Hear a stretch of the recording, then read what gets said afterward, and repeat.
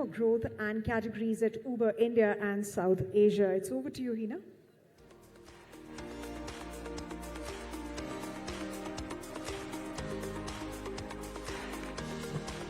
Thank you, Sumita.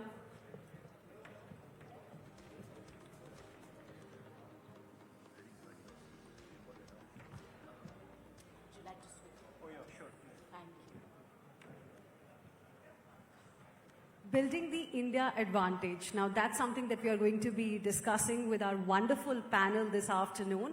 And let me just tell you, we've got like a very interesting panel here with us. We have Rajesh, who represents the wellness space. We have Ruchika, who represents the banking space. We have Sanjay, who represents the higher education space, and also Shiva, who represents essentially the mobility space. And because we are talking about scripting a tomorrow, so the actions that we take today, the actions that are taken today are going to be extremely important for our country.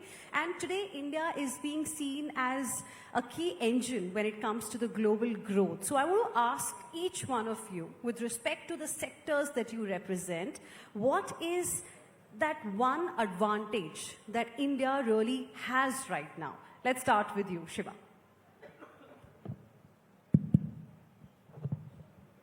Well, I'm representing Uber. I'm sure most of you have been customers of Uber. We've been in India for close to 13 years now. The reality of the business is we have diversified quite a bit in the last 13 years. What started as a typical four-wheeler ride-sharing company has now diversified into four-wheelers, three-wheelers, two-wheelers, going deeper into the market with metro ticketing. And all of this is because consumer preferences are shifting, right? And this is a very, very unique thing about India.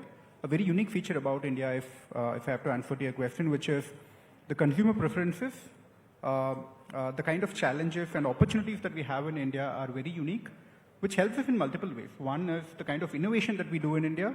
A lot of these products that I just mentioned are India-first products. They're now being exported globally. We're also having the opportunity to build a huge tech team in India based out of Bangalore and Hyderabad. A lot of tech for Uber globally is now being built out of India. And this unique consumer segmentation provides us the opportunity to then double down upon what we need to do to trigger growth over the next 5 years. And the ambition keeps shifting. What started as just a four-wheeler ride-sharing player, the ambition is now shifted to becoming a one-stop shop for mobility for all consumer needs in India, right? And that requires a very different mindset, a very different strategy and that approach to how you approach the market. So I think which also requires you to be on your toes all the time, because if preferences are shifting, absolutely, things are evolving, so you have to also sort of ensure that you cater to your customers accordingly. Interesting. Ruchika, what is your view? What is that one India advantage that we have right now? Thank you, Hina. First of all, thank you for having me. Hi, I'm Ruchika. I'm part of the NatWest Group. We are a UK bank. And when you think about banking, very much so banking is transforming based on consumer expectations changing. That's the only constant, is how consumer expectations are changing across the globe. And for us, the India advantage is in the demographics, is in the talent play. When you think of us, we in India are about 18,000 colleagues. We're about a third of the global bank in the country.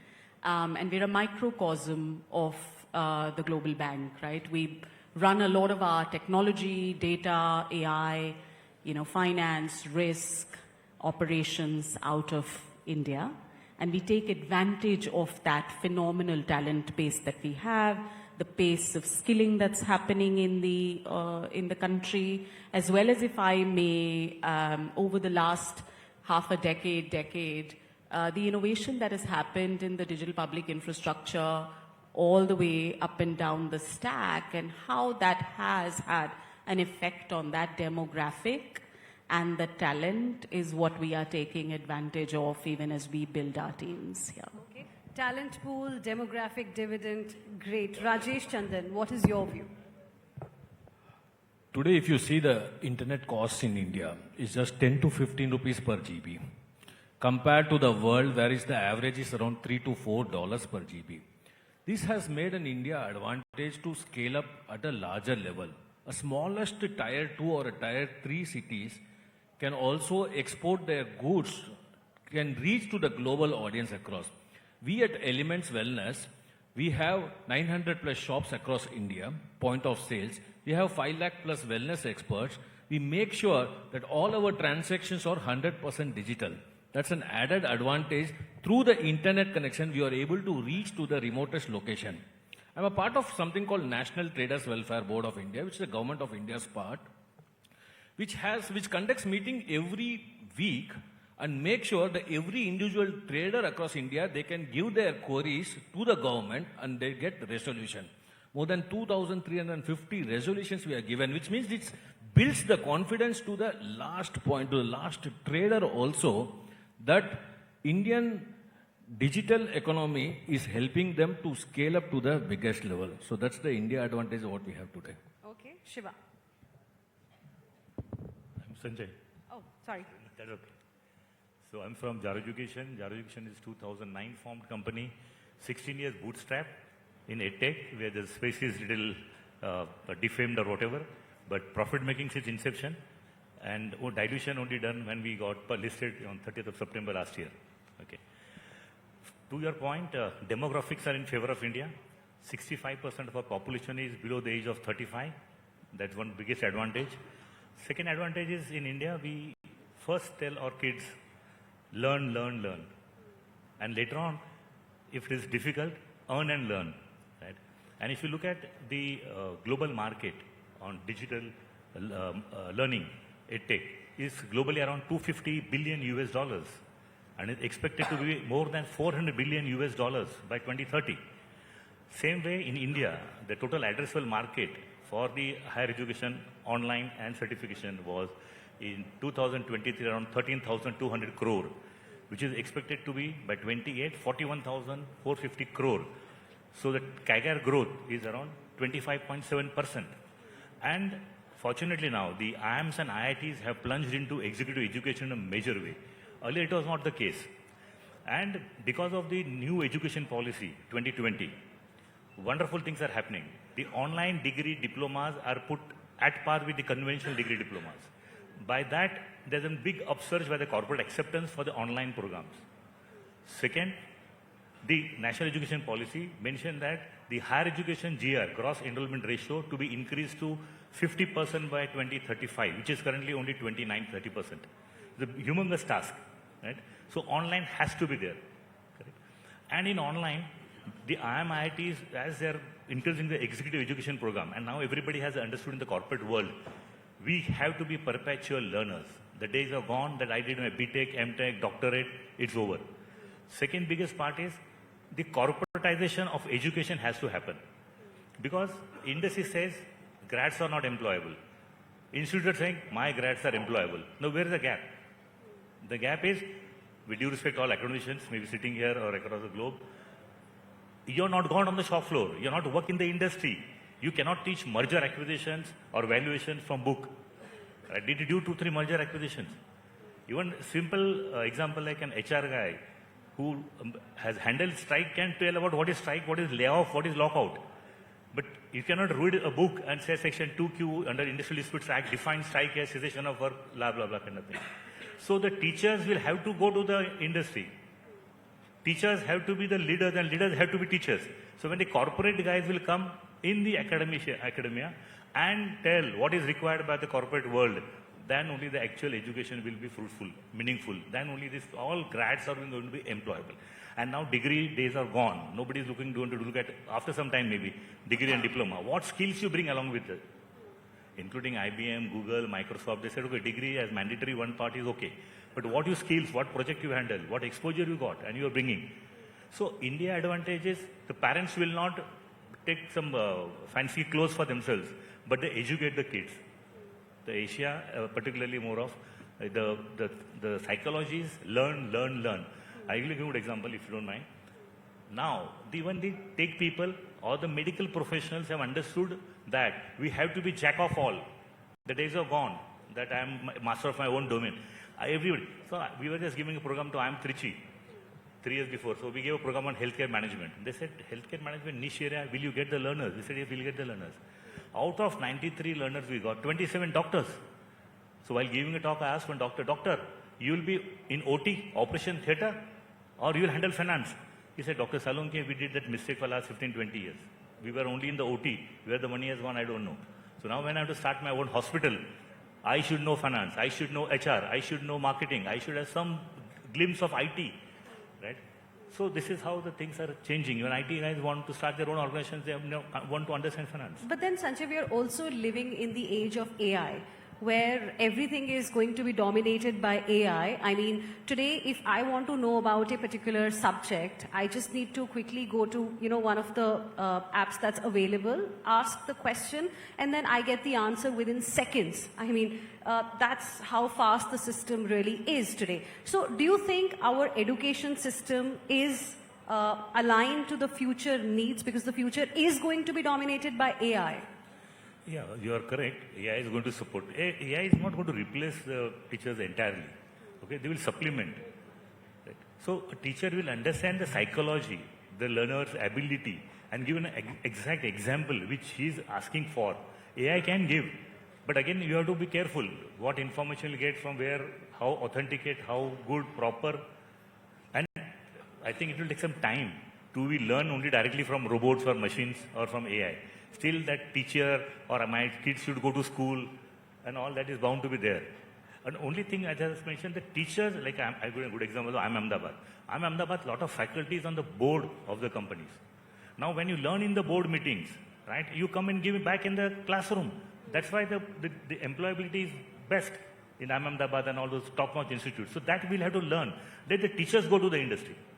Okay. Rajesh, now the question really is also how we need to be globally competitive.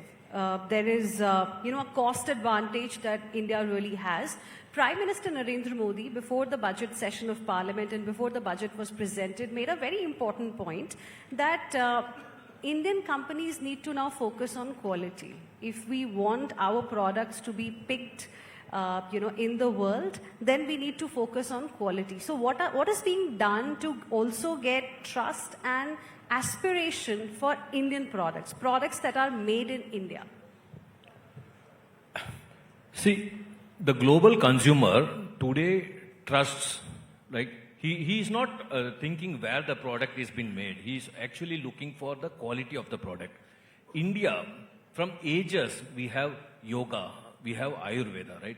Yoga has been accepted across the world, not because it is very trendy or not because it is very inexpensive or not because Instagram is been marketed well, but because the quality and the trust is there. The results are there. Same way Ayurvedic products, it has the quality and it has given results. I'm telling about my story itself. Few years back, I just went to an Ayurvedic store to buy few products. When I entered into, I was not pleased with the store. The products results were good, but the packaging quality was not that good. Like it was very shabby, right? Then I thought, why not we explore? Why not we export this same thing to the world with a better packaging, with a science-backed system? And that's how the quality came into place, and that's how today I am able to sell more than 1,500 crores of products year on year to the world. What Modi ji had told and what India is today is quality has to improve, and worldwide it is being accepted everywhere towards in the world. When the quality, Indian quality is highly appreciated rather than any other country's quality. Today with these FTAs and with these new things, when India has been opening up to the world, it has a greater advantage. So India is going to lead in a better way. Yes, quality is very, very important, and trust is also very, very important, and we've been giving this from ages, and that's why it has been accepted across the world. Do you agree, Ruchika? Before I get into this question, if it's okay, I'd like to build upon the prior conversation that was about still anchoring on talent. I think there was a point being made about readiness of talent, and at NatWest, we depend on, tier 1 schools and bring in great talent every year and rely on that heavily. But I think that there is a partnership between industry and academia that has to be real.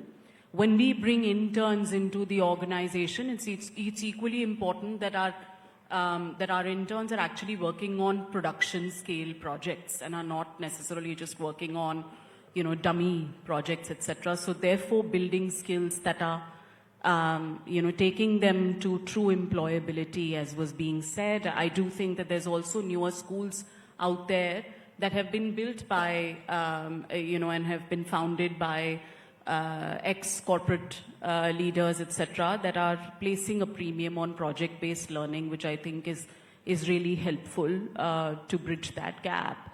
For us at NatWest, it is long gone about, you use the word cost.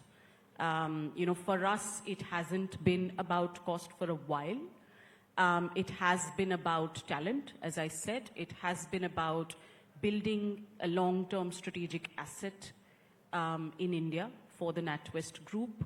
And it's been about elevating a great delivery engine to becoming a real innovation powerhouse for the bank that is building end-to-end full stack solutions for our customers, all the way from the customer and colleague experience to the data backbone and everything in the middle, when it comes to whether it's the building of the models, it's the testing of the models, it's the actual building of the APIs, all the way end to end.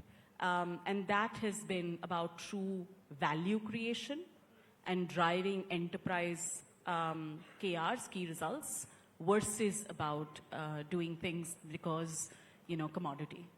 Right? I hope that's helpful. I'll also talk to you about the challenges that your sectors really are facing. But before that, Shiva, how are India's unique mobility challenges making it a global R&D lab for Uber with learnings used purposefully, say, in other markets?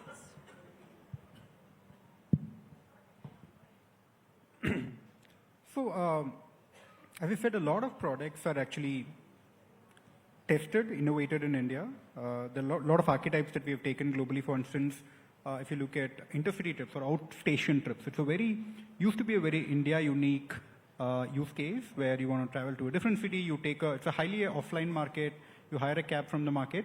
We've been at this journey of digitizing that market for around 5-6 years now. And we have almost 200 plus routes on intercity that are live on Uber. You can take these trips on Uber. You don't have to go to offline operator. And now this product is now live in many other markets as we speak, in the US, in Australia, and we're seeing great traction for this product. It's just a classical example of what works in India will definitely work in a lot of other markets, just that you need to find the right product market fit. For instance, the other classical example is metro ticketing, right? A service that has been live in the app for around 5 to 6 months now. We're live in 5 cities. First of its kind, again, we're seeing great traction, not just on the transfer ticketing or the metro ticketing, but people are also using Uber to commute for the first mile, then take the metro ticket, and then commute for the last mile. So people are looking for connected journeys. People are looking for multimodal transportation. Right? Our consumer base is also shifting. Consumer base is not just a car user or a two-wheeler user or a four-wheeler user, depending upon the need of the hour, depending upon the use case. People use the kind of mode that is convenient for them. Right? Now, this means very different things for the kind of portfolio that you need to have on the platform. Again, this is the learning that we're taking to a lot of other markets. And needless to say, as I said, tech is being developed in India. So we have this unique advantage of trying everything here and then exporting it to the rest of the world. Okay, interesting. Ruchika, now talking about the challenges, because of course we know that we have demographic dividend, we have opportunities, we have a vision also, and political will as well. So given all of these circumstances, what are the challenges that, we are facing right now, perhaps a reform that the country needs to ensure we are able to make the most of the advantage that we have right now? Thank you, Hina. First, I'll start by saying I'm a glass half full kind of gal, right? As I often say. So I don't tend to think of these as real challenges. I think of them as phenomenal opportunities. See, we've always turned the crisis into opportunities. Absolutely, absolutely. And I think these are at two levels. One, I'll start with the country because that's where you're anchoring. I think for us, as has been said, really getting our people and the strength of the demographic into that deep skilling quickly is going to be really important, and readying the country for wide-scale adoption of AI is going to be a very important lever into where we are going. I think we are poised though. I think, one, the unparalleled demographic, two, the investments at all levels of the stack, yeah? Continued investments in the digital public infrastructure, in the semiconductor, in all layers of the stack. There is that investment and that intent, but making sure that that widespread adoption is happening and is real, that gives us that federated scaling opportunity, which is possible only in India. I do think that we have a unique benefit and opportunity in this country to scale in a federated manner, which is not possible in many other parts of the world, right?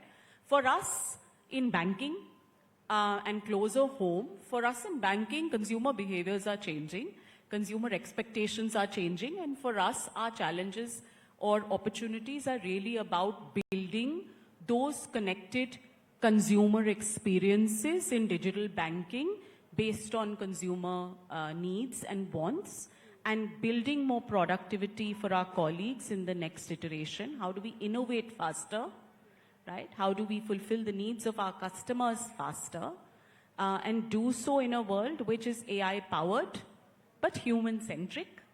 You know, that's the unique, interesting nuance and challenge that we're sitting on. And, you know, we have proof points that we can scale AI in everything that we've done in 2025. You know, we have many examples within the organization and in everything that we do where we have scaled, you know, the adoption of AI as well as the use cases in the consumer base. It's about now taking that and doing that in a faster way, Okay. and driving to more consumer benefits. Okay. Sanjay, one reform perhaps that's the need of the hour. The way I said, the educationist should go to the industry. That's one. The government of India has done good work. NEP 2020 done good work. Viksit Bharat. You have multiple platforms like Swayam, NPTL, right? Democratization of education has happened now because of the technology advancement. So the people, maybe in rural India, we in metros we feel because we have best of the best faculties to teach and educators.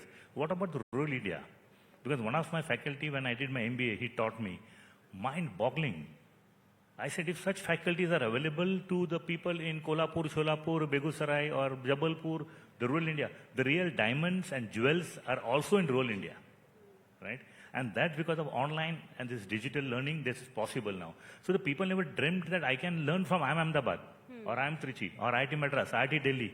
Now because of the tech platforms, it is possible. That is also pushing up the talent a lot. And the corporate world has also realized that, as I said earlier, but we had to be perpetual learners. Every 2-3 years, we have to keep on learning. Right? And there's a lot of entrepreneurship happening in India. That will push the economy a lot.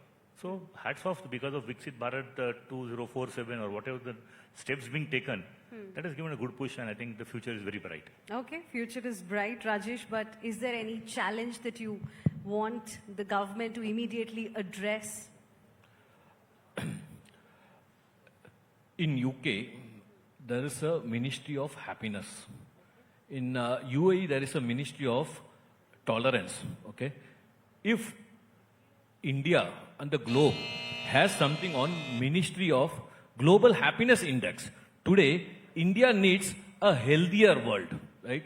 If we can cater to a healthier world, how it can be healthier is because of prevention, right?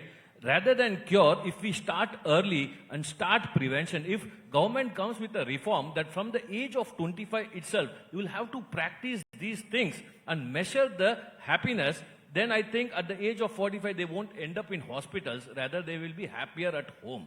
If some reform like this comes in place, because we have to see the real Bharat, where it lies. We know that India is targeting a $10 trillion economy, whether it is targeting to a $10 trillion healthy economy. Where will all this money be useful? If we are wealthier, it's not useful. It should be healthier. So I want to inform the government that we should have some sort of a thing where we can make India healthier and wealthier. Thank you. I think everybody agrees to the point and the suggestion that you gave. Thank you very much. We're completely out of time.